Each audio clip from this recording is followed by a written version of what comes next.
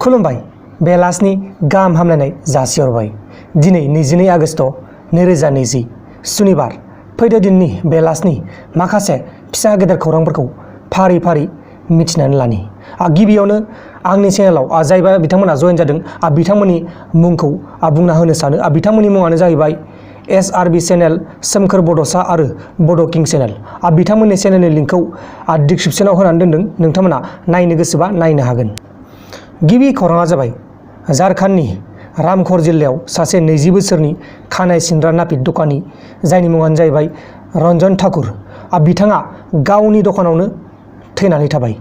खौराङाव फोसावनाय बायदिब्ला बे नापितआ गाव हारसिंनो थैखो ना सोरजोंबासो बुथारजाखो बेखौ दासिमबो नायबिजिरनानै मोननाय जायाखै। नायबिजिरनाया सोलिगासिनो दङ बा इनभेस्टिगेशना सोलिगासिनो दङ।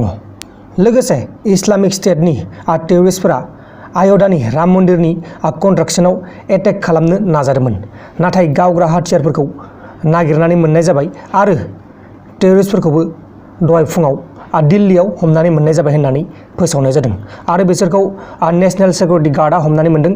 नेशनेल सिकिउरिटि गार्ड माने NSG, बेयो पुलिसनि एग्जामाव फैनोबो हागौ, नोंथांमोना गोसोआव लाखिबानो जाबाय। गुबुन फारसेथिं मैयाहाय गुवाहाटि मालिगाव ओनसोलाव सासे 6 बोसोरनि गथ'साया मोसाजों एटेक खालामजानानै थैनांगौ जाबाय। मोसा नङा नामा बेयो? बेखौ बर'आव मा होनो नोंथांमोना कमेन्ट बक्सआव खोन्थाहरबानो जाबाय। आंनिबाथ' बेखौ बर'आव लख्रा होनो बायदि मोनदों आं, लख्रा। दानिया फैदो गुबुन खौराङाव। गुबुन खौराङा जाबाय UP पुलिसखौ हाइ एलार्टआव दोननाय जाबाय। दहाय फुङाव इस्लामिक स्टेटनि टेररिस्टफोरखौ एरेस्ट खालामखांनायनि उनाव वार्निं होनानै दोनखाबाय। नोंथांमोनाबो जुदि UPआव दंब्ला एसे साबधानै थाबानो जाबाय, नङाब्ला माब्लानि समाव मा जागोन बेखौ जोङो रावबो बुंनो हाया। लोगोसे BSF हान्जाया दिनै फुंबिलियावनो गासै 5 जन टेररिस्टफोरखौ गावथारनो हादों। बे जाथाया इन्डिया आरो पाकिस्तान बर्डाराव जादों, पान्जाबाव। गुबुन खौराङा जाबाय जोंनि बे इन्डियायाव दिनै सानसेयावनो 68,898 जन सुबुंफोरनाव कर'ना पजिटिभ मोनदों। दिनैनिफ्राय आं कर'नानि आपडेटखौ होला, नोंथांमोना गाज्रि मोनो, नोंथांमोना भिडिअखौ नायनो बायो जेब्ला कर'ना भाइरासनि आपडेटखौ होयो। दा बेनिखायनो आं सानदों बे कर'ना भाइरासनि आपडेटखौ आङो होला। अब्ला जियानो जादोला, दानिया फैदो गुबुन खौराङाव।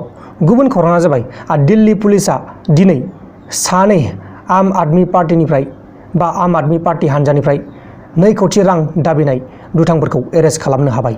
दाखालि बावै आं मोनसे भिडिअ खालामदोंमोन, बेहाय फोरमायदोंमोन जे आम आदमि पार्टिनिफ्राय सोरबा दुथांफोरा 2 कोटी रां दाबिगासिनो दं होननानै, नाथाय बे दाबिनाय दुथांफोरखौ दिनै दिल्ली पुलिसा एरेस्ट खालामनो हाबाय।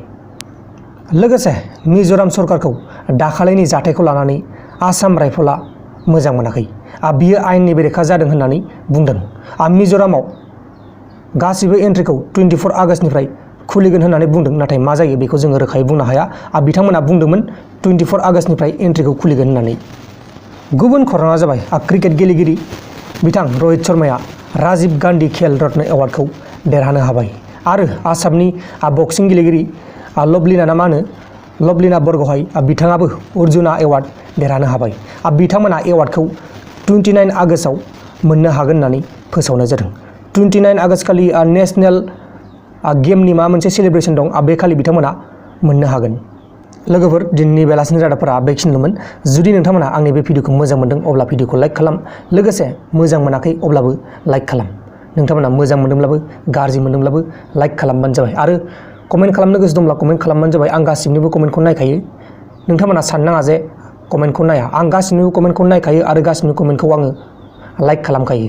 आं रिप्लाइ खालामस्लाबनो हाजोबा, नाथाय नायजोबो आरोना। सोर सासेनिखौ रिप्लाइ खालामजोबनो, एसे इम्परटेन्ट कमेन्टबाथाय आङो थाबैनो रिप्लाइ खालामो। नोंथांमोना मिथिखायो जानांगौ, आङो माब्लाबो आंनि बे कमेन्ट बक्सआव कुइसन सोंब्लाथाय कमेन्टखौ रिप्लाइ खालामालासिनो थाया। दा जियानो जादोला लोगोफोर, नोंथांमोना मोजाङै थाबानो जाबाय। नोंथांमोना मोजाङै थायोब्ला आंबो मोजाङै थागोन, नोंथांमोन दंब्लासो आंबो दं। बाय बाय।